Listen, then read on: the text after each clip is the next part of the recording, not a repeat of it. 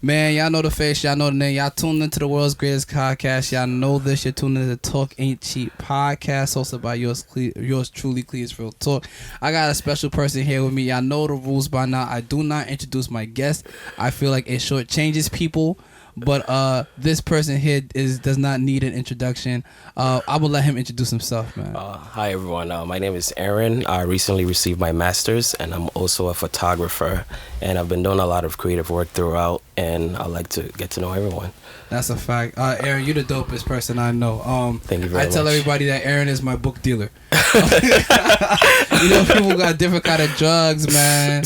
Aaron is my book dealer, bro. If I need a book, man, Aaron, he'll find a way to make sure that he's the one that's like, yo, did you know this new book came out? I'm like, nah, bro. That's crazy. Like, bro, yeah.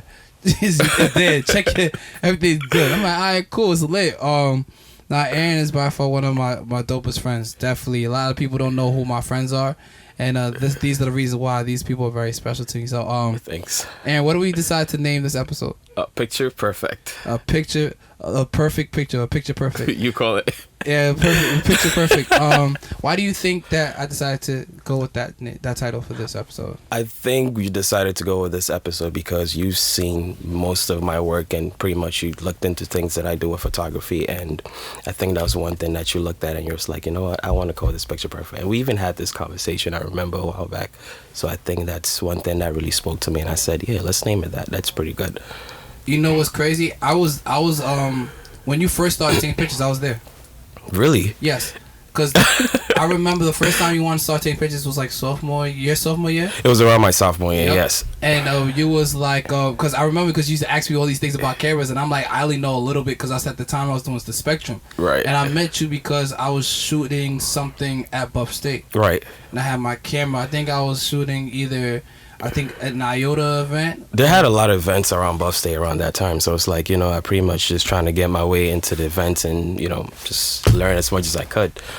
So what makes a good picture a good picture? A good picture, what I would say is like it all comes down to like what you're getting out of it. Like if what makes a good picture is like really trying to like understand what the person is doing. Like if you're looking at a picture, just try to like focus and try to understand like what are you trying to get out of that picture, and what message are you trying to send when you take that photo.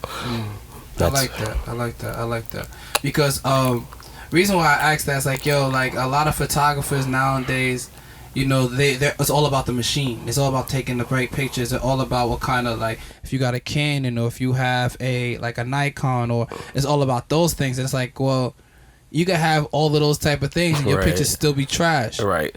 Like the way I look at it is more like it's not so much about like equipment stuff, because I'm a minimalist. Like I keep things very like minimal. Like I keep like my items very simple. So what it is like, don't try to, because I've seen that before. I've seen guys who have like really big equipment and it's like they're taking photos like they have an iPhone, like an older iPhone, and I'm just like, what are you doing? But then you have guys out there that usually like learn a lot about their camera and they get as much detail and setting, and you know, just to capture that image. I think it's really about what you're able to create and what message you're sending out. That's really important as a photographer. It's really what is it that you're trying to build. So, and I know what I love about that. I think that's a great segue, because I feel like that's in anything you do in life. It's really what kind of message are you sending out. Right. And the reason I always ask questions like this is because I feel like a lot of the messaging that has to do with us as a people, or us as young millennials, or us as creatives and stuff, the messages are not coming from us, or the messages that are coming out are not the messages that we want to put out. Like you say, you're a creative and you're a minimalist, but like they would never believe that you're creative, not just because of the fact that you're a photographer, but if people see you, know you, they wouldn't think that you're creative. Right. And your creativity isn't just like because you take pictures. You creative in business as well. So, and you studied, you have a degree in that stuff, don't right. you? Wait, what's your degrees in? No, I did like classes in economics, but also like majority of my stuff was in creative studies. So I break it down, because you do. It's okay. So that's what it is. So it's like multidisciplinary studies. So I did economics and then I did creative studies. So I kind of like just blend the two, just to get the most of the out of it. And so, what did you get your bachelor's in? Bachelor's, I did it in PR, public relations.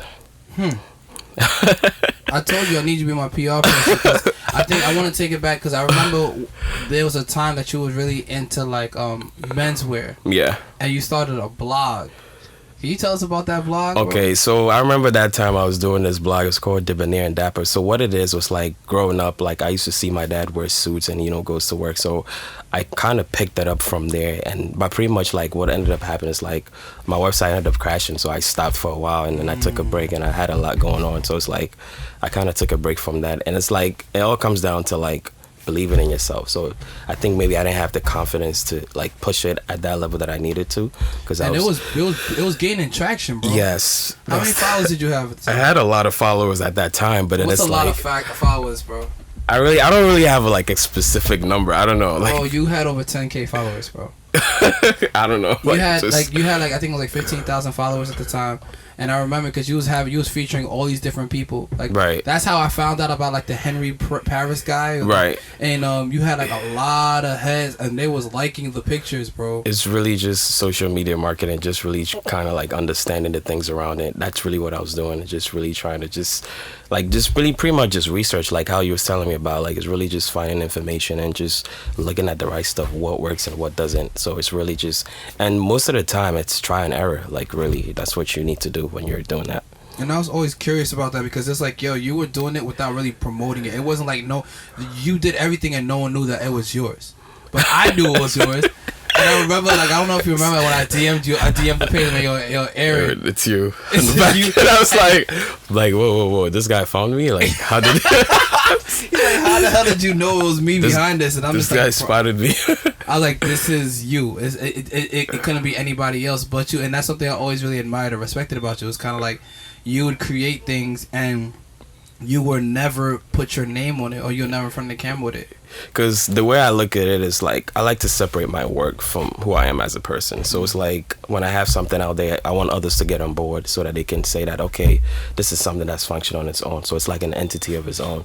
It's like you want to be able to create, but that's also a legacy for you as a person. So you want to be, don't always attach your name like, okay, this is my brand, this is what I'm doing. But you want to be in a position where like separate yourself from the brand itself, and that's what I was doing. Why though? The reason why I do that is because it's like I don't want it to be just me. That's the thing. I want other people to get on board, to feel like it's theirs as well. That's one thing I look at it when I'm building a brand. It's like, if I'm with you in a business, I want you to feel like it's yours just as much as it's mine. That's what I was doing. But around that time, I didn't really have so much of a team.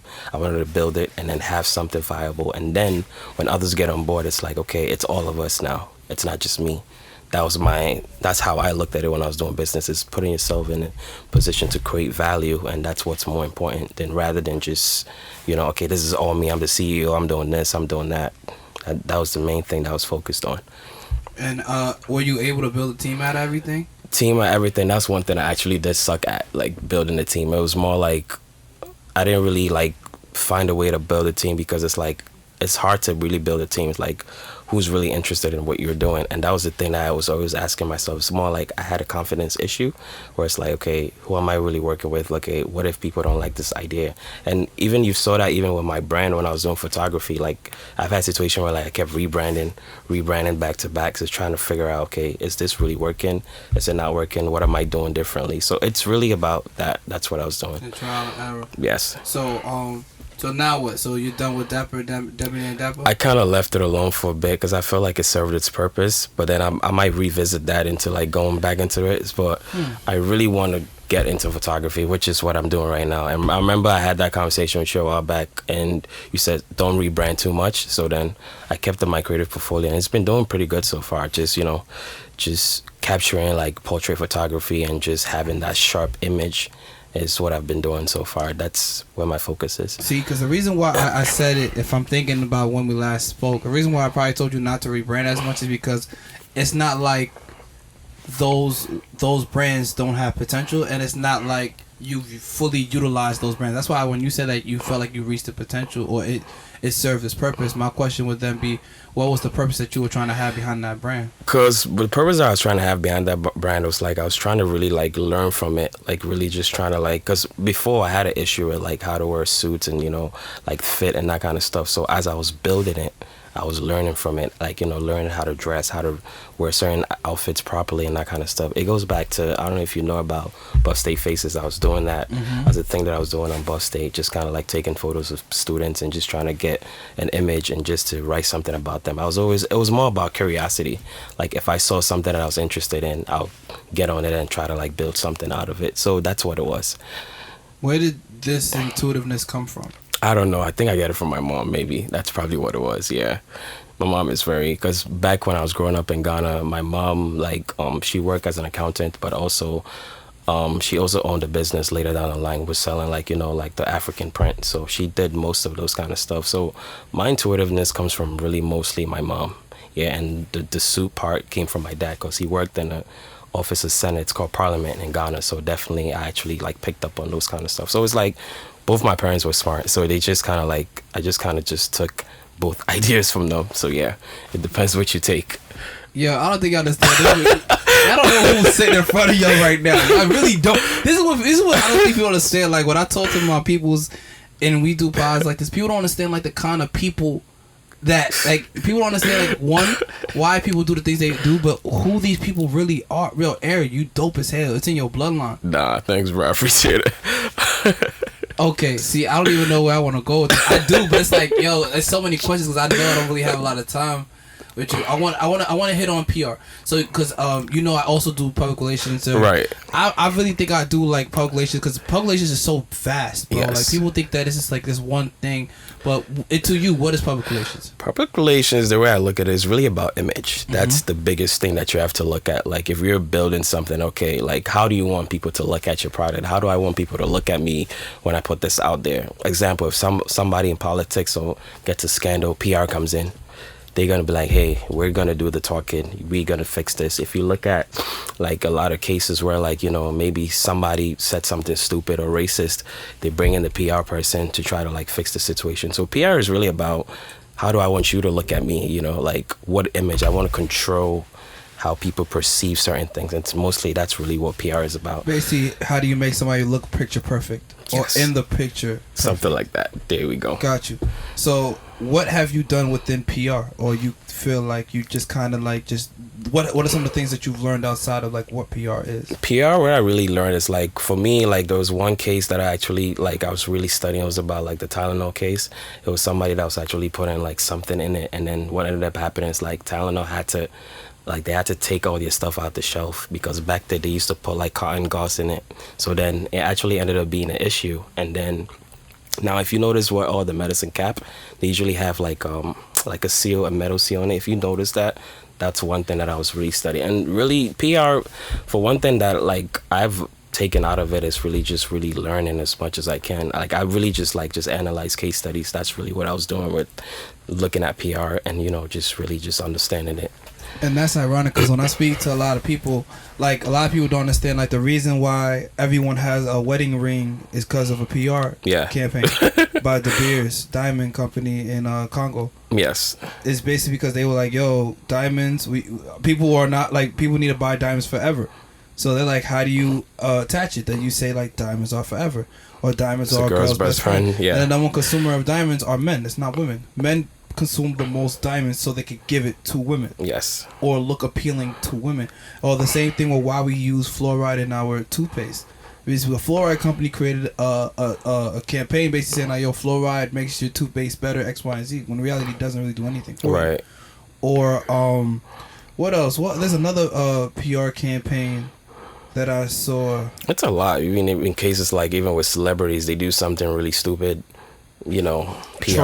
Trolling is a PR tactic. It's now. a PR tactic. I did my master's thesis on trolling as a status enhancement tool. Yeah, trolling is another thing. Yeah, because definitely. Everything's about attention now. Attention, and it's really, we see it in social media today. It's like what people say with clout or whatever it's called. It's like, as long as you can get people's attention with something, you can sell them something. And people don't buy a product; they buy emotions. That's the thing that you have to look at, because it's like, why should I buy from you? There's 10,000 people doing the same thing that you're doing.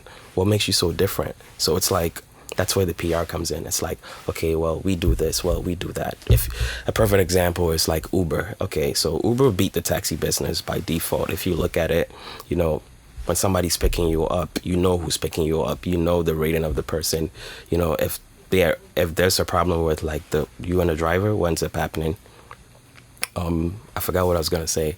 Usually you could go through the app and say, "Fuck this nigga." You can rate this person, like have a rating, and then it's like other people can look at them. How many cases have you seen with cases like maybe a taxi driver picked up somebody, and then it's like we don't even know where this person is. The person went missing. Uber, you have the person's plate number. We can really trace everything. They can suspend the account. They can have a whole issue. Same thing with Airbnb. It's like you know whose house you're staying at. It's all that also comes in. So that's what plays a role. It's information. Information and being innovative. That's really it. So yeah. That's dope. That's dope. That's dope. So, why did you decide to get a creative economics? No, so I got into creative studies because a lot of innovation, because 21st century creativity is really the big thing right now. A lot of things that we do around, like even with technology and stuff, is really around creativity. So creativity is like what can you really develop? Like what can you build? Because realistically, everything that you do is really being creative. Like, so what makes you a creative? You know, that whole thing that comes in. So you have to be in a position where like it's like everything that's innovative comes from your mind, and that's what being creative is about. And that's what made me got into that, because I studied like creative problem solving, and I took a lot out of it just by just learning as much as I can from it. So what are some things that you learned? Because I ain't take the class, but that does sound really fascinating. No, creative problem solving, one thing I learned was like how to solve problems using like the creative tools. Like that's what I took out of it. It's like just being able to like, you know, understand problem solving, and just using that as a way to like, you can basically set up a group and tell them to like, hey, I want you to guys to generate ideas on this, and then they'll be able to like come up, basically you letting the person use their mind to like generate problem solving techniques for them, and you know, having them put them in a group together. It's like a consulting kind of thing. So just have them together and just create ideas as much as they can, and just to build off of it and build upon other ideas and see what kind of solutions they can come with. So yeah. So what is one scenario that you've seen creative problem solving like really kind of like? One of the scenarios I'm seeing, I'll say like maybe examples like things that like we see that's innovative today. Like, you know, anything that's disrupting the market is really something that's creative, because like I was saying back what I was saying with Uber, like, you know, we had taxis, now we have this. Back then we have CD players, now look, we have, and then the MP3 came out, and then now we had the iPod, and now it's like we have Apple Music, and then we have all these things. So it all comes down to like, creativity is about being like, it's really innovation. That's really what it is. Okay. No, I'm taking it all in. I'm just thinking. So what do you think is the next thing? Like the next big thing that's gonna happen? The next big thing is really just creative things that's gonna happen, because it's like you don't know what to expect, because it's like somebody's gonna come up with something that's just gonna be innovative. But what I think is gonna be the next big thing might be e-commerce, because the internet is really the thing that's really gonna make people millionaires, because people are really starting businesses out of thin air. If you really think about it, there's guys out there doing drop shipping. They don't have to scale anything. They just kind of just make it really simple, and then they just build in a lot of stuff. So it's really the internet is the innovation platform for like businesses to grow. A lot of people are doing online marketing, affiliate marketing, and all they're doing is just selling, and just goes back to PR. You know, how well can you sell? How well can you market the product? And that's really the biggest thing. Damn, that's lit. I didn't even know that. Yeah. Nah, bro, cause I ain't gonna lie. Like, cause that's something I've always thought about. Cause like, when I think about you, you have a creative problem-solving background, you have an economics background, you have a public relations background. You're a triple threat. Like, you could like basically start businesses from nothing and make money at any moment. That's where business and creative comes in, because, you know, as much as you want to be a business person, you also got to have the creative side too, just to balance it out. Because when you're doing business, one person is going to be like the background engineer doing this, and then the other person, it's kind of like building an app. Maybe the person is the engineer, he's building the app, doing all that kind of stuff, and then you have another person in the front that has the idea with the color, how should it look like, you know, how we going to sell it to other people, that kind of stuff. So it's two things in one. Yeah. So why haven't you like started like mad businesses? That's the thing. It's like, I don't know, it comes down to me as a person. Like, you know, like I had issues where it's like it was more like self-doubt, like, you know, damn, like, is this gonna work, like, you know, that kind of stuff. Like, my issue was, it was like second guessing yourself, you know. That's my issue, where like, and I'm still working on it, like, and I feel like if I overcome it, it's really gonna like really help me a lot. That's really the space that I'm in. Just really, you have to really like, cause you know, like, it's always been this thing where like, okay, when businesses starts, they fail. When this happened, it's like, I'm not really afraid of failure, but it's like, okay, it's like, do I really believe in this as much as I should? And as I feel like even what I've been doing, photography is one thing that I've really like been consistent with, and I feel like I've taken so much interest in that. That's like, you know, I feel like this is it. I just have to innovate something in that to, you know, make it its best. That's what it is. So I like what you said, because I feel like I go through the same thing. Okay. The reason why I never been able to scale past myself is because when I meet people, I don't meet people who work as hard as me, have the same interests as me in terms of making. That's things the issue. big. As well as, to be quite frank, bro, I said it before. I'm like, yo, I've never been told, like, whenever I do something good, no one ever tells me, yo, it's good. It's kind of like, oh yeah, that's clear. But it's funny because if you do something bad, everybody's quick to, and it's easier to be negative than it is to be positive, because you live in an environment where like it thrives on negativity. You know, like, controversy attracts popularity. You see two celebrities fighting, it's like, oh snap, what's that? But then you see two of them doing something positive, you're like, oh, okay, yeah, of course. That's what's up. You're supposed to do that. Yeah, it's expected. Money and shit. You're supposed to be making the world a better place. I remember there was an issue recently. It was Meek Mill and, you know, Nicki Minaj having an issue, and it's like, it was all over Shade Room, and I'm like, wow, like, yeah, this is messy. And it's like, imagine if it was both of them doing something positive. It wouldn't make it there. It was like, you know, people don't really. So like I was saying, it's easier to be negative than it is to be positive. As crazy as it sounds, yeah, that's what it is. That's our society now. And you know what? That's crazy that you said that, because now that I look at everything in that light, I know negativity sells, because with my study. Oh, I didn't tell you, I got into my PhD program. Congrats, man. Yeah, thank you, bro. Shout out to Howard. Real Congrats, HU, man. Congrats, man. You gonna do big things. HU, you know. I think that's how it goes. But yeah, my thesis was on Tekashi 6ix9ine and the use of trolling as a status enhancement tool. And what we learned about Tekashi 6ix9ine was, the more he did things that were outlandish or immoral, or what some may say socially deviant, the more records he'd sell, the more attention he'd have, or the more shows he'd be. Even despite all the stuff that was going on, like where people would try to come at him and everything, it's like the more he did bad stuff, the more that people attention sells. That's the thing, you know. It's just it really does. Like it's to the point that you were seeing like he get more likes as he was getting way more popular, despite how bad, like, he could be doing horrible stuff. It's like the worse the stuff that he was doing, the more abuse he was getting. It was getting more followers, more likes, more comments, more retweets, more favorites. That's social media for you, man. It's like people, certain things, and they've analyzed it, you know, like, wow, if something happens that's really bad, it sells so quickly. That's why even videos on police brutality and, you know, things that are not supposed to be on, you know, social media, it's like it's really viral, and it's like everybody's just sharing it. And it's like, when something negative happens, it's much easier for people to, you know, follow it than it is if something positive happens.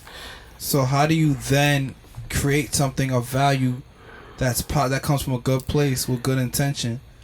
It really depends on you. It really depends. Like, there's no definite answer for that, because it's really how people think. That's another thing you have to really look at it. It's really about, you have to really market to those that are interested in what you're trying to, you know, build, because it's like a lot of people are not into, okay, you're preaching about positivity, spirituality. Some people actually will find it boring. Some people find it interesting. So it's like things that are positive are like going into the niche market, the people that are actually interested in that. You know, that's why even in social media, when you like a certain things for a certain time frame, you know, it's like you start to see more content on that. You start looking at cameras on Amazon, suddenly your whole feed is all cameras and that kind of stuff. So it's like things that are positive are like marketed to you, but then it's like things that are negative, it's like it's blowing up. Everybody who doesn't even need to see it gets to see it. That's the world that we're in today. No, that's real. Yeah. That's real. And I always say, like, America is number one in, like, really one thing outside of, like, most prisons per capita and military spending. Because it's like profitable, that. Yeah. America's really good at PR. America has the best brand, bar none, in the world. Because America, to me, I look at America. America's the largest country for entertainment. Like it's like the king of entertainment, and it's thanks to African Americans. Because really, if you go anywhere in the world, it's like everybody knows America. Everybody, an American celebrity is known in the world as a world celebrity, like legit. And it's like American music. It's on the other side of the world because most of the genres are in America. You got soul, you got R&B, you got jazz, you got like you have blues, all these kind of music, hip hop. It all comes from where it's in America. So it's like all these music events, America is where it's at. So it's like America has really made a name for itself. And like you're saying, America is good at PR because they know how to sell and they know how to get the attention of the world. Like that's what it is. And they know how to make it seem that things are one way when it's really another way. Yes. Like they have the best like brand. Like they have like all the best messaging in terms of how to look a certain way, how to be a certain way, how to exactly. Because me personally, bro, if Donald Trump in any other country, bro, they're blowing up the entire country, bro. I think what country was it? Was it Brazil or Colombia or something? That somebody did lights out there and they like basically blew up all of the subway systems. Don't play that, But the thing about America is the only advantage is like we have checks and balances. So it's like they can't, you can't wild out too much. You have to, okay, you're trying to do this, all right, chill. We're not gonna approve that. You gotta relax, that kind of stuff. But if let's say if it was a dictatorship, man, it would have been crazy if he was a dictator, like be able to control everything, like how it is in probably North Korea or something like that. So you can imagine, it's really not as bad as we look at it because the thing about Trump right now, I feel like he makes bad presidents look good. Yeah, that's how I feel. Like George W. Bush and all of them dudes are not that bad. They're like, yo, this guy wasn't that bad. He probably was stupid, but he wasn't. He wasn't that bad compared to. That's the issue right now, and it makes America look bad. That's the thing. That's true. Yeah, that's true. I wanna go back to something you said earlier. I asked you about like why you never created certain businesses and stuff like that, and you said like you personally felt like. Not so much that you were insecure, but you were like, it was more stuff that you had to, see about yourself. Right. And you were creating that perfect image of who you are in order for you to become who you think you can be. Exactly. So my question for you is, what would be your perfect image? If you had to see yourself creating things, what would you look like? What would you sound like? How much information would you have? I would say don't try too hard. Just be yourself. Like that's one thing that I've learned over the course of the years. Like, everybody's not gonna like you whether you like it or not. It's like that's the problem nowadays. It's like we're trying to be and it's like picture perfect is you showing how it is, how you are as a person. Like don't try to be something that you're not, like it's like, okay, what's the right idea? And one thing I've learned from just even listening to a lot of podcasts is like, yo, just start when you're not ready. Because you never know what you might find. It's better to risk and fail, and because when you learn, you're gonna learn from it, and it's not really starting over because you're coming from a place of experience rather than just okay, this is gonna be the right time that I'm gonna do this. This is gonna be this time that I'm gonna do this, and then you end up not creating anything because too much being personally how I look at it. If you're trying to be a perfectionist, you're not really creating because you're not giving yourself to.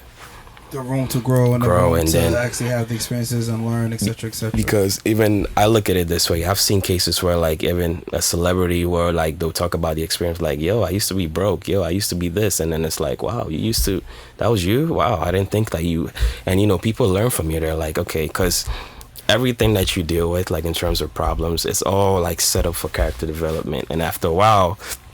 You're gonna pick up on that. You're gonna realize that, wow, this was setting me up for this. Maybe me messing up in this business, because what you're accumulating from that is like you're gaining experience from it. You're picking up a lot of things out of it that you're going to use to help you, because you got to understand all these people that started Airbnb, Uber, it probably wasn't the first thing that they did. It's probably like the 8th thing that just happened to be correct and it worked out right. It's not the first thing. You really got to understand. So you're going to mess up a few times, right? Like I remember you had Humble Fits, you're going to have this, you're going to have. You loved Humble Fits. I did. Bro. That's the thing. What about Humble Fits was so okay, so you actually inspired me to get into e-commerce without even knowing it. Okay, I'm gonna explain why. So when you had Humble Fits, when I graduated, I was unemployed, I wasn't working, so like I needed like something to like do, and I was like just home bored, got a little depressed, but not really depressed because I was still grateful that I had my mom helped me out here and there. So there was times where like my mom had bags and stuff like that that she didn't want, and then I'll put it up on eBay. Luckily, I knew how to, like, the way I took pictures, like, it was like a creative thing that I was good at. So when I take the photos and I'll list them on eBay, so what I did was like I'll look up stuff and I'll search for that specific brand and I'll say like, how are these people selling it? Because I can't just leave it out there. So I copied how the person was listing it, like the detail that they did, and then just tweak it a little bit, had it as a template on like Word document, and I'll paste it and I'll just start like fixing it, and then next thing you know, so I made like a few money on e-commerce just like doing eBay. And I was just, back in 2016, I'll just ship something and I'll just go to the post office, but then I stopped for a while because it's like it's like one of those things where like you see it working and then you stop. That was my issue, like inconsistency with, like, I'll just do something and it'll make me money, and then it's like, why am I not doing this? What's wrong with me? Like, that was my... Was it a routine issue or routine? What? I think that was probably like, it was probably more like a routine issue, because it's like after a while, like, it's like I got bored. It's like, okay, that's the thing. So it's like there's one thing that I've done so far that's like I haven't gotten bored, but that's with taking pictures. And I'm like, wow, I've been doing this thing for so long, and I'm like, maybe this is what I'm supposed to be doing, because it's like you're gonna find yourself starting a lot of stuff, and if you find yourself doing something for a long time that you like, chances are maybe that is your calling. That's what you're supposed to be doing, because remember, you're into radio, you're into media, and you've been doing this since what? Yeah, this has been some years now. So it's been, if you really, it's like we going on our 7th year. Let's go back to 2013. Like you've been doing, we're like what, 2020. So it's like we've been in this thing like what? 7 years. 7 years, man. 7 So it's years. like, yo, maybe this is something we're supposed to be doing. Like, because it's like you've been doing it for so long, and you've probably done, and the crazy thing is, you've done a lot of things in between. You've done things in between where like it didn't transcend into what you currently have now, if that makes sense. Mm-hmm. So it's kind of like, okay, maybe this is my calling, but however I can invest in other things that I'm interested in, rather than try to like start that. That's because I'll be real with you, with Humble Fits, the idea about Humble Fits isn't done yet. Like, really? No, bro, you gotta get me on board. That's one thing about everybody that I don't think they give me enough credit for. I understand the things that I have. It's just I understand that because like you said, like I inspired you to do that. And cause I remember I was like, bro, I think we had a conversation. I'm like, bro, if you research, look it up, let me know what you need to do. And then I was like, yo, bro, like we can make this a thing. It's not, because I ain't gonna lie to you. This is funny that you said that with the whole e-commerce. I used to sell on eBay. See? That's how I got a lot of my Jordans early.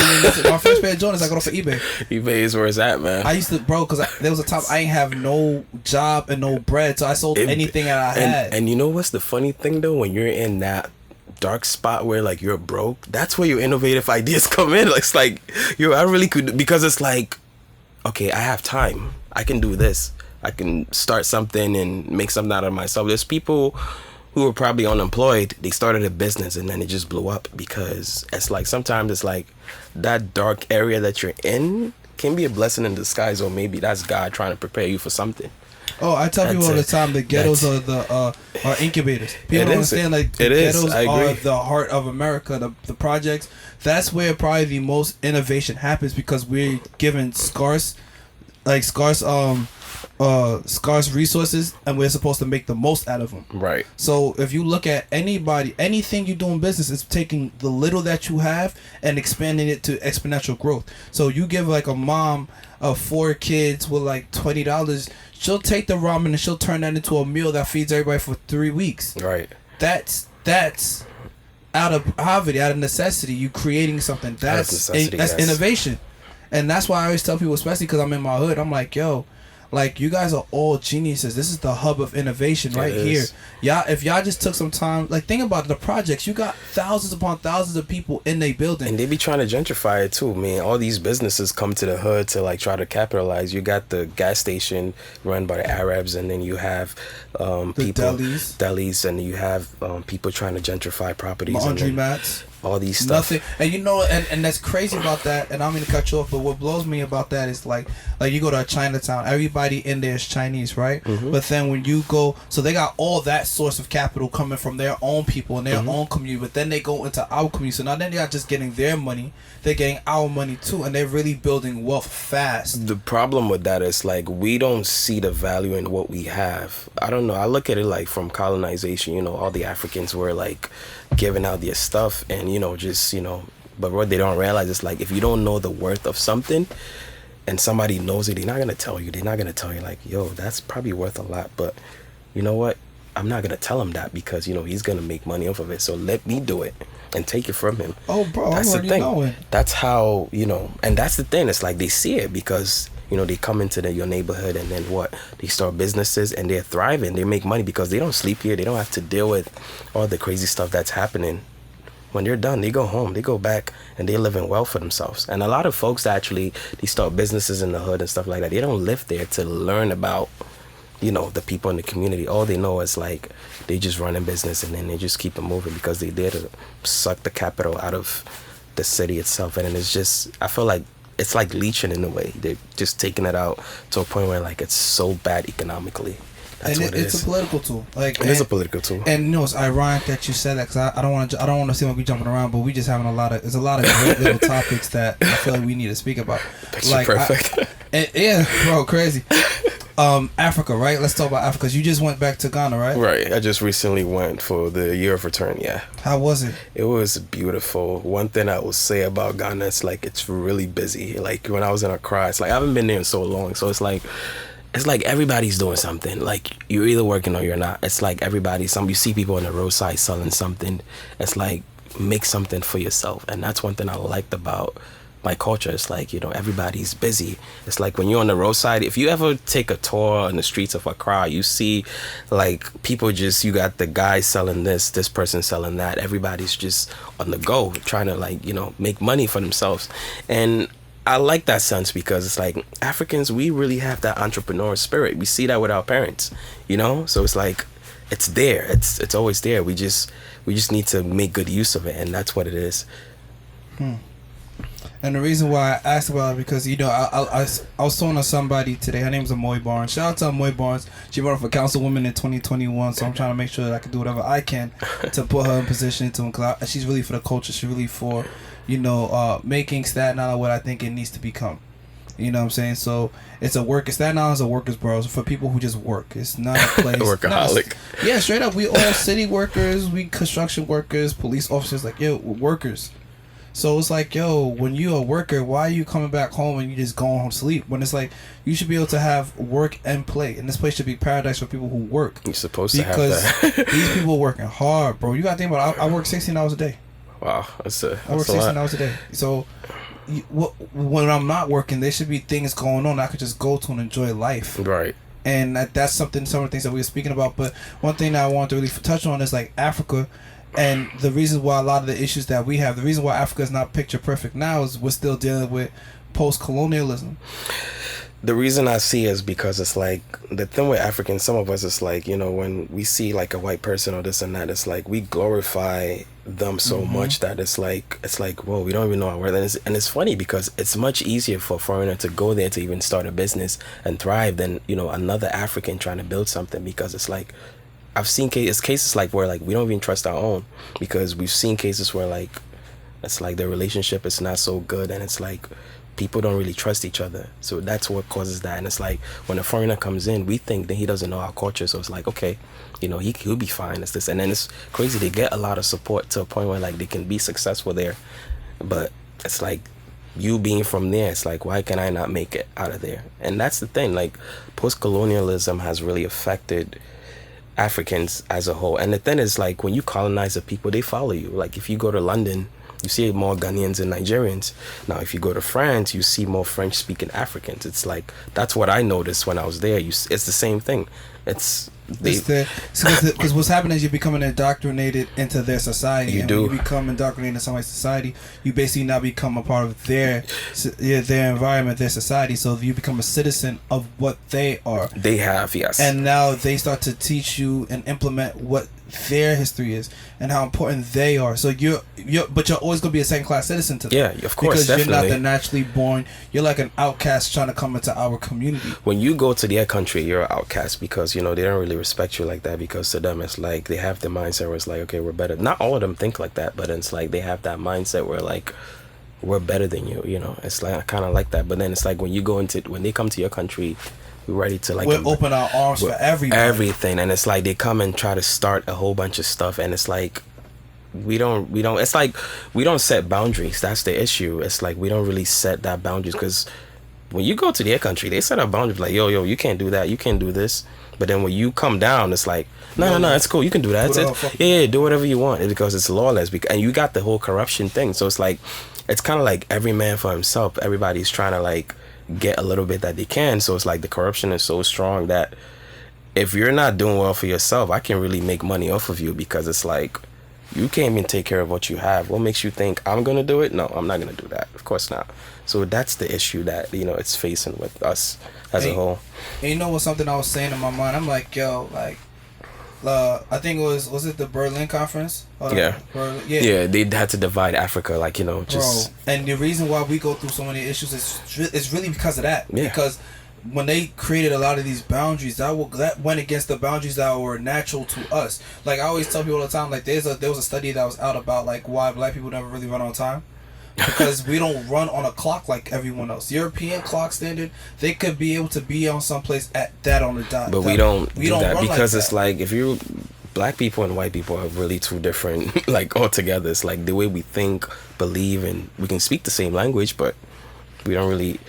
And that's something that, like, I always say, like, it's in terms of, like, doing business. The reason why I feel like a lot of black people, a lot of African people, a lot of Caribbean people don't do business as a people, when I say that, being a melanated, descended people, is because, like I said, like, culturally we're not on the same type of time, and we don't have a business language that's only for us. Like, you can't go into a Chinese neighborhood and try to do business if you don't know speak Chinese or don't look like them. It's not gonna work. Business, and if you're not Russian or you got someone that said that you Gucci here, and even so, they still might not let you in. Same thing with the Arabs and the Indians, everybody. But with us, because we don't have our own culture, our own, you know, our own voice, our own language, our own business structure, the way that we only do.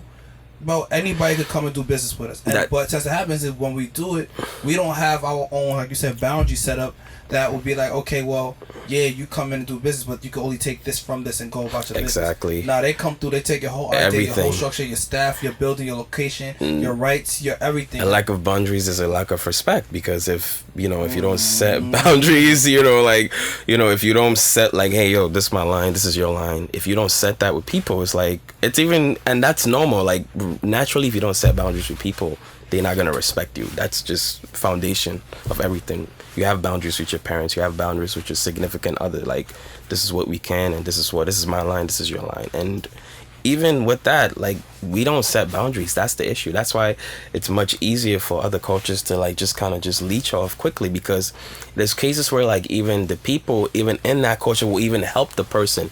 Like, yo, we can, you know, you can take as much as you want. Just take this, do that. And even we still see that with black businesses today, like, where, like, you know, when I'm trying to buy from you, it's like, yo, let me get a discount. Like, let me get this for free. Like, what's going on? And then it's like, and then you have the flip side where it's like, you know, another black business, like, price, like, upcharging, like, really crazy prices. And it's like, there's no balance. It's like one person is up here, the other person is down here. But it's like when they go to a white business, they have no problems, because, you know, a white man is, trust me, white people, if you're buying something from them, it's $15. If you have 13, they're not going to sell it to you. They'll tell you, like, yo, this is it. This is the policy. They follow the structure as to what it is, and that's what it is. So it's like, how do you think we should go about it? Being that you're a creative problem solver, how do we start to erase those type of issues? Erase those type of issues is really just it comes down to, like, starting the conversation. That's one, and really it's really just altering the minds of people, like the newer generations, to get them to think the same way. Because it's like, when people get much older, it's much harder to change their beliefs. That's the scary part. It's kind of like, after a certain age, it's like people's belief becomes so strong to them. It's kind of like glue, like, you know, crazy glue. It's not, people have a certain belief system, or it's kind of like racism, you know. It's, once somebody gets to a certain age, that is what they believe. They think they don't care what anybody tells them. This is what they believe, and that's what they firmly. But you really just have that conversation with people, and just trying to understand them, and try to, like, just figure out what their needs are before we can start having that conversation and do that. So yeah, I actually have something I might want you to partner in on, because I know you're a really brilliant person. Thank you. And I know that I would love to have you on the boards of directors of it, but we'll talk about that off air. Okay. Well, I had another question for you. Just give me a second. I'm just taking it over. No, I'm taking it over. Nah, take your time. Take your time. So, how did you become so well learned? Because you say you read a lot, and I always wonder, like, how did you become so well learned? Because, bro, you read a lot. I get it from my mom, bro. But how do you read books like the way you do? Because you read mad books and you get through them fast, bro. So it's like, it's one of those, because my mom used to tell me this.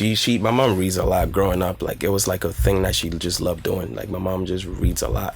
So it's like, you know, I look at it this way. Books are the secrets of the world. Like, you know, if you really look, like what you're saying is a rich man's pastime. So it's like, if you even look at back in those times, it was illegal for a slave to read. So because if a slave knew how to read, if you can read, you can think. So it's like, damn, we can't have you do that. Like, if I make you read, then it's like, okay, this guy can free himself. So it's like, when you read, you actually able to liberate yourself. I mean, look at this. People who go to jail and then they learn how to read, and some people actually study law in jail, and then they find a way to get themselves out. Because it's like, when you read, you're exposing yourself to like mentors, people who came before you to pick up information. And it's like, because you're getting this from here, you're getting this from there. I mean, if you look at some of the top people who are successful, like Mark Cuban, Warren Buffett, they talk about, you know, reading. Warren Buffett reads like 6 hours a day.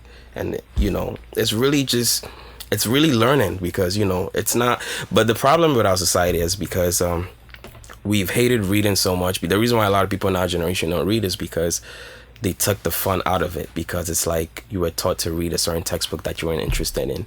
So it's like it took the fun out of it. So when you tell somebody in our generation, like, oh yeah, pick up a book and read it, it's like, I don't want to do that. I'm already out here trying to dog down like 300 pages of a textbook that I bought for class that I don't like. So why would I want to, you know, buy a book and read it? Because they took out that passion. And really, reading is fundamental. You know, you have to. It helps you really like pick up a lot of stuff that you didn't think that you would know. A lot of stuff that you were ignorant around you're gonna pick up just by reading. What's your top 5 favorite books that you've ever read? Top 5 favorite books. I'll say 40 Laws of Power is one of them. Think and Grow Rich. What is it? The Art of Strategy. And then that's what else. Damn, I got a lot of books that I don't. Alchemist. I didn't read The Alchemist yet. Fire. I'm still like, but I'll definitely check it out if you need me to. I'll definitely look at it. But I've been reading. I've read Outwitting the Devil. I think you should check it out. Listen to the audiobook. Definitely, that's a really good book, and it's really. Damn, what's my next book? I have a whole list. I don't know. It's just I can't really think of a favorite, but it's just like it's really just trying to get as much information out of it.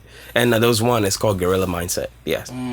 That one. For Outwitting the Devil, that's by Napoleon Hill, right? Yes, Napoleon What Hill. was the key takeaway for you from that? Because you've been trying to get me to read that book for years. Because it exposes you to like a spiritual matrix. Because it's like, I remember the book was talking about how like what the devil uses to control people, distractions and all that kind of stuff. And it's funny because the book was written like in the 30s and stuff. And then it's like, it's still relevant to today because you see all these patterns in it, how the devil uses he uses the mind to control people. Like it's really like a force that's really going on, and we still see that in our present day. So when you read that book, it's like you're more aware. That's the thing. But you need a certain level of discernment to kind of like read that book before you can really understand like what's going on, because I think that book is scary. Like you really have to, it will really expose, and in some cases it will even expose you to things that's going on in our society, because there's one part that it talks about, it's like how the devil uses things to control people's minds, like maybe drugs, alcohol, cigarettes, sex, and fear, envy,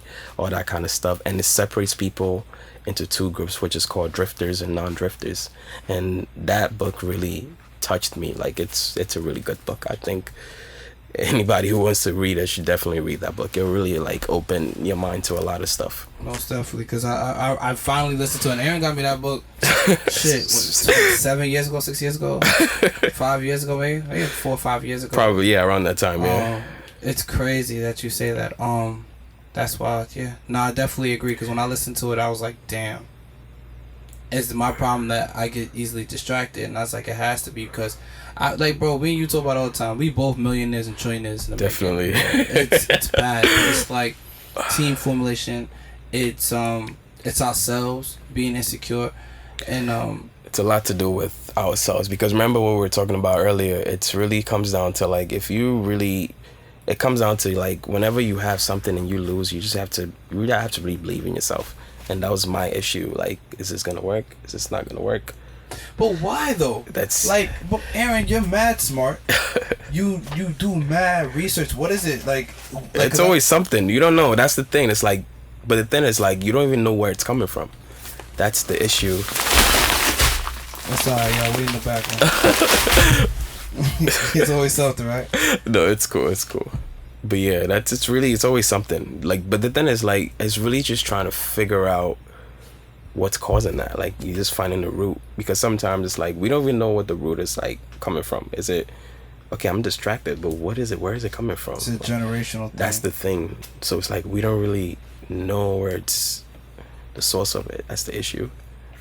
How do you feel that somebody, if they wanted to become somebody if they wanted to become this kind of person, how do you think that they would be able to eliminate those type of things? Because, like, for you, bro, I've been telling you this for mad long. Like, bro, you inspire me. Like, thanks, man. You're like, I'm like, yo, Aaron is supposed to be a millionaire, bro. You are supposed to be, you the person supposed to come up with Forex.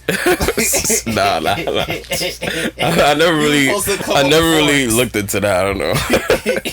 So that's why I look at it. It's like, yo, Aaron, you really brilliant, bro. So it's like, how do we take your brilliance? How do we take all the information you know and really be able to make something happen? Because I feel like you're going to be the reason why your family really lives forever. Like, you're going to financially change the future of your family. Thanks, man. The way that my mom is kind of doing that with the storm, but I know I'm going to do something that's going to change my family's future financially forever. Because for me, I planted so many seeds with people that it's like, it's just it has to cultivate. And it's like you said, I inspire you to do e-commerce. I never knew that. It's really just picking up information from around, just, you know. And that's something else I have to work on, because one of my biggest issues is I tell people a lot of information, but to me it's like nothing. That's how it looked like me. It was with me, because it's really just knowing the worth of it. If you don't know the worth of something, somebody's gonna define it for you. That's the problem. Is you really have to know, like, yo, if this probably might be $1 million idea, but then I have to see it as that, because sometimes you probably don't see it. That's why it didn't go as further as it needed to be. Like, remember with Big, when we had like the whole chat, and still coming into fruition, and look how successful, like, it all started with me, you, and Tehran in the room just having the conversation, and then look what happened. And everybody summertime doing well. Look at that, because you actually just came up, you know, what kind of value can I bring? And that's really what you have to tailor. Okay, when you're doing something, have people in mind when you're doing it, and that's where your wealth is gonna come from. That's really it. Nah, I get it. I ain't gonna lie, Aaron. I pray that you get every $1 billion that you deserve, bro. Thanks, man. I appreciate it. Definitely. No cap, bro. Because you are like one of the people that since day one that I'm blessed to be able to call you my friend, bro. Thanks, man. Like, bro, we gotta make $1 million. We have to. like I know we can make a mill. I know the mill is not hard. The mill ain't gonna be hard. I think we could definitely make the mill. If not here, definitely overseas in Africa, bro. Yeah, definitely. I agree. But we gotta do this shit, bro. It's just, we just have to put in the effort, and, you know, just not fear failure. That's really it. Just grind as much as you can. Just, if things don't work, test out different ideas. And, you know, we're in our 20s, you know, but you can still, you know, test out everything that you think is not working, whether it's working or not. Just try as much as you can. You never know what you might create. That's the thing. It's just that one idea that just needs to pop. That's really it. All it takes is one yes. Just one yes. Yeah, you just got to be right one time. I think it goes back to like the Chinese bamboo tree. It says you have to water it for 5 years straight, and then in 90 days it grows, I think 90 feet tall, something like that. There was a saying about it, and it goes. That's what really success is. You're gonna go through a period where, like, you're gonna be working hard, like, really consistently, and then it's just that one time, and then it just blows up in your face, and it's doing well. Like a rapper trying to get his songs out, and then that one song just hit, and then now they he's made the most sought out person. Exactly. Pop Smoke. Baby, welcome to the pub. I want the money. Yo, I'm dead. Bitch, I'm gonna die. Can we live? Yo, that's... I love it. Oh my god, I love it. Nah, bro. that's funny. That's really Pop Smoke too. It'll be away. I'm on the corner store. I'm kicking on the door. Huh? Got a bad bitch from overseas. Nah, he's funny though. I don't know. Shout out to JP, man, my brother, man. He was supposed to be on this pod, but he be playing. I'm gonna get him soon. Him and Zuras. But yeah, bro. So what's next for you? Where you at now, currently in your life? Right now, just really I'm just really trying to create as much as I can, but I'm really taking time to really build my photography business and just really just make it as better as I can. Because what was you gonna say? Nah, I was gonna say yo, do you think trademarking things are important right now? I think trademarking things are important because it keeps others from niggas steal, bro. Because people steal, yeah, and so it's unfortunate, but you have to trademark your stuff because you don't want people taking it. Because I'm sure there's people who had great ideas and then somebody niggas take all my shit, bro. So look at that. So that's why it's important. That's a wake up call to even trademark your stuff because you don't want nobody stealing from you. Because when people build businesses and they know the worth, it's like, nah, I'm not about to have nobody take this. This is my shit. So definitely you got to trademark everything. I mean, you just got to start it as a process, gradually, and then just have the capital to do what you need to do and just get it out the way. That's really it. No, I feel that completely. Shit. Well, what are you doing now? You're a consultant now, right? No, I'm doing I do a lot of consulting. I do a lot of stuff where when people ask for advice from regards to photography and stuff. I want to get into project management, which is what I'm currently studying for. So it's I want to get into that aspect of business where I want to be a consultant in project management where I can learn about details with scope and deliverables and all that kind of stuff. So yeah, and just be able to help people and then use that creative problem solving to just match those two things. So you don't want to actually do the work yourself. You want to be able to create the blueprint for somebody to follow to do the work. That is correct. Yes. That's what I want to do too. Cause I'll be busy. And what's crazy? I'll be doing that shit now. I've been consulting for years. That's the thing. So it's we can even build a consulting business where it's consulting is really the big thing. And the way I looked at it is you can really help. I've been in a situation where the reason why I wanted to get into consulting because I've seen situations where I've really had a conversation with somebody and then we talked about business and yo, you're really inspiring me to do this. And I'm and I've seen a pattern where it's okay, wow, how did I do that? And when I noticed, I was yo, maybe this is what I'm supposed to be doing. Because the thing is, when your calling comes to you in a way, I look at it this way: before God gave you anything, He gave you your dream, and then you just have to manifest it and then just make it happen. So yeah, definitely. Consulting is the thing that I think you probably should be doing that too if you think that's what you should be doing. I mean, I've done it. The problem with me is I just want to see people win. Yeah, exactly. Me too. That's how I feel too. The problem is I feel I don't know how to charge people just because it's something I generally just want to see for people. Bro, I consult people all the time, but then I'm yo, if I start charging people $100 an hour, them folk not going towards me, and I'll be feeling bad because the potential's there, and I don't want to become a bully. I feel I'm one of the people that can become a shark really quick. Me too. Bro, we both talk bro. Yo, I could really be a shark if I. One of my mans just recently, he came to meet with me and he wanted me to consult, so he wants to consult with me. But I knew, I know his situation. He has something he created, and I told him, bro, do you want me to talk to you as a consultant, someone who's going to consult you, or you want me to talk to you like my friend? He's yo. I was do you want me to consult you or do you want me to tell you what I think you need to do? He's I'll tell me what you think I need to do. I told him straight up, I'm bro, this is the end goal. If I was to consult you, we would be building this up until this point. Right, the end goal exactly. Is this is what I see for your product. And he was yo, I never thought about that way. That's the thing. That's where, because consulting is really a gift to just being able to sit and give people expert advice and see it into fruition. It's one thing and it's people don't really respect it, but it is until you bring in a consultant to really do something for you and then you're wow, well, I didn't think of that. Well, yeah, because a consultant actually gave you the blueprint. That's why it's so important to charge your worth. Yeah, so that's what it is. Yeah, we're gonna open up our own company. Definitely. I already have the whole thing. I have the whole brand. Definitely, man. Let me know. You know where I am, so definitely just look for me. Shit, is there anything else you want to talk about, bro? Pretty much, I don't really have much in mind at this point. Yeah, you pretty much touch base on a lot, definitely. What's the next move? Next move, just build right now and just work on yourself as much as you can. And because if you do that, then everything falls into place because, you're building a business, but then it's your confidence is not there. And then it's how can people believe in what I'm doing if You know, What's your? I don't mean to cut you off, and I keep doing that. But I'm just curious because it's like, why? Where is this lack of confidence coming from? I don't know. Like, it's just, I don't know. Maybe I don't know. I can't really pinpoint it. But that was one of my issues. And then I can't even tell where it's coming from. That's my issue. But I'm working on it, and it's just, I don't know.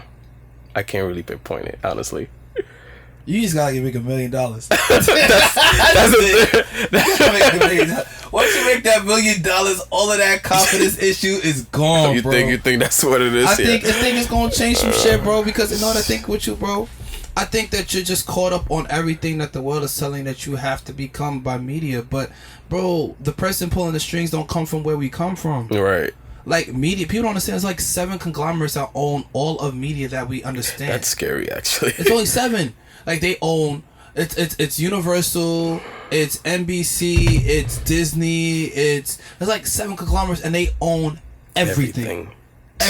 So anything you know about messaging, or the messages that you received over, like, I want to say the last like 60, 70, 80, 90 years, there's 7 companies that just basically pull the strings on that. That's why if you look at like the news, there's a reason why they only rotate certain stories over and over and over again. Sells.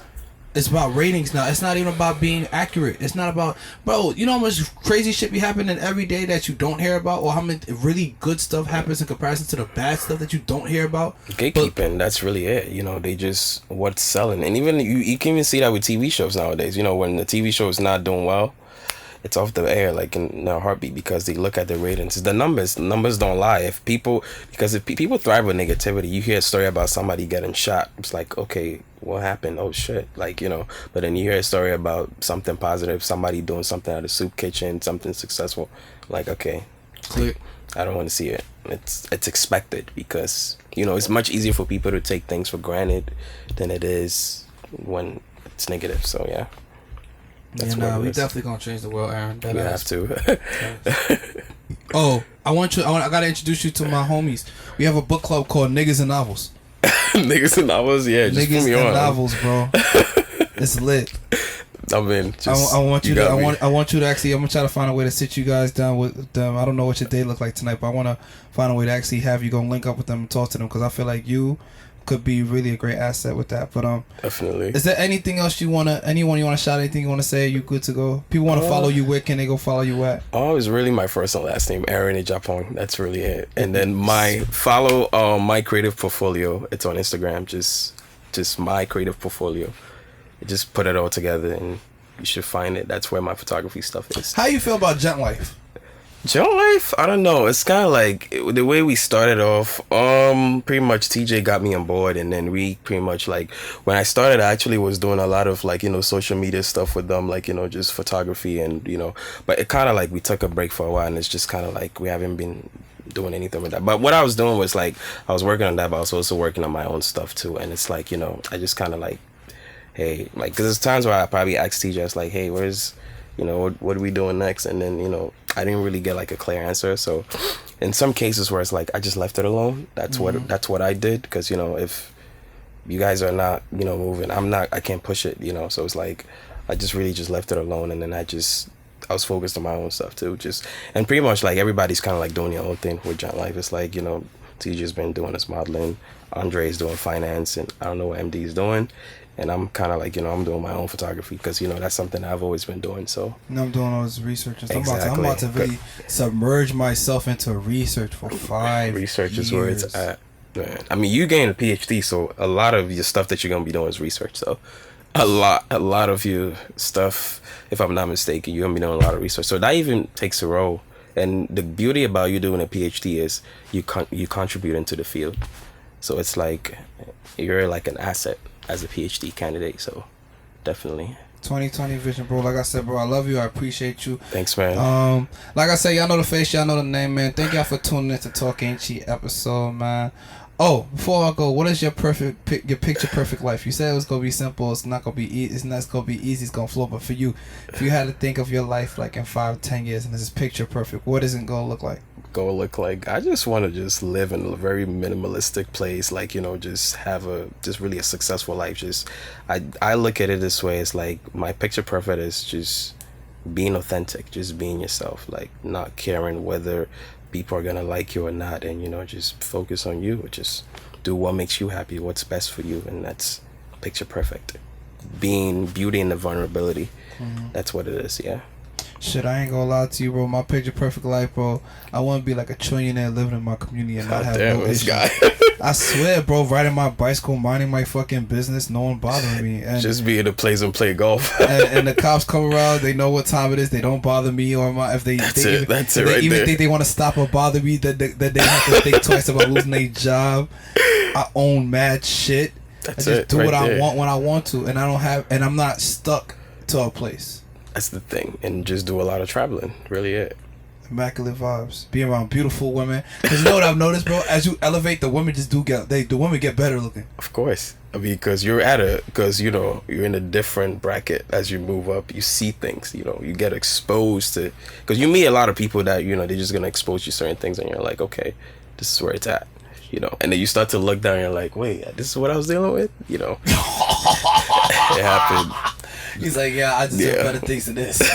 Yeah, but when you become successful, you become a little bougie, bro. It's like we all talk about like, yo, we're humble, but Humble fit is immaculate. but really, like, everybody's not 100% humble. Like, nobody really is. Like, I think I am.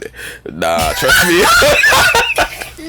Nobody's 100% humble, That's bro. crazy. We think there's a difference. You think you are. That's a difference. That's how you feel. It's not what you're doing. Like, I think I'm bad humble. I don't think I do anything. nah, you see some stuff. You're like, yo, like, no cap. Like, I'm dead better than this. Like, for This real. is beneath me. This is definitely beneath me.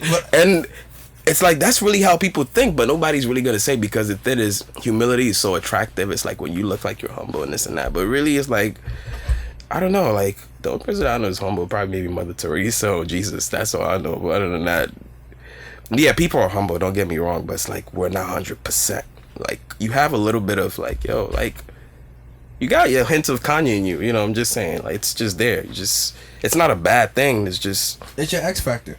That's what it is. You need a certain level of ego to get you to the next level. Oh yeah, definitely. But you don't want to have too much ego. That's the thing. Yeah, that's called a super ego. Yeah, you gotta have balance. So everybody has some type of ego. You have some level of self-importance you give to yourself, that you think you're okay. I'm better than this.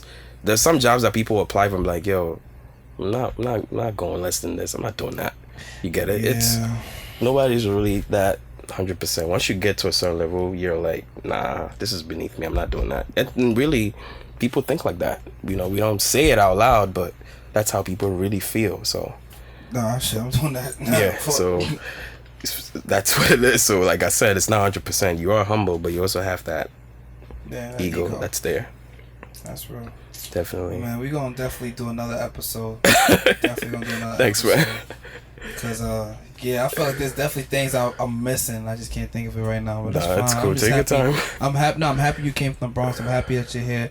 I hope that you get involved with the Bronx, whether it's in politics or development, because I think that you're too brilliant. And the Bronx is going through mad shit. And the Bronx is lit. The Bronx is lit. Like, in terms of potential, the Bronx has It does has a lot of potential. Bronx created hip hop. That's The thing. same culture that everyone, because now what I'm learning Everybody's is not black leeching off of culture, it. it's hip hop. Hip hop is what people are identifying as now. Hip hop is forever black culture. I don't care what anybody Of course. says. That's just gonna be a thing that's like, it's for black people. African Americans own it completely. Nobody's touching that. Even it's what I would say, it's influenced the world, because rap, everything around it is just, You was listening to some reggaeton. That's just hip hop with some some sazon. Afrobeats has a little bit of hip hop in it too. So it's the and cadences. everything is around it. So it's like hip hop has really its influence around the world. Them niggas need reparations, B. Yeah, they do. Definitely. They definitely do. But it's about seeing the worth. Really it. That's really back to what I was saying. Just hashtag see the worth. I love it. I love see it. it, I love it. then, because if you believe in it, then other people are gonna be like, okay, you're right, it is expensive. No, you can't play with that. So Talk ain't cheap. I try to tell them. yeah, it's not. So And it ain't that deep. So vibe. if you believe in it like that, then it is what it is.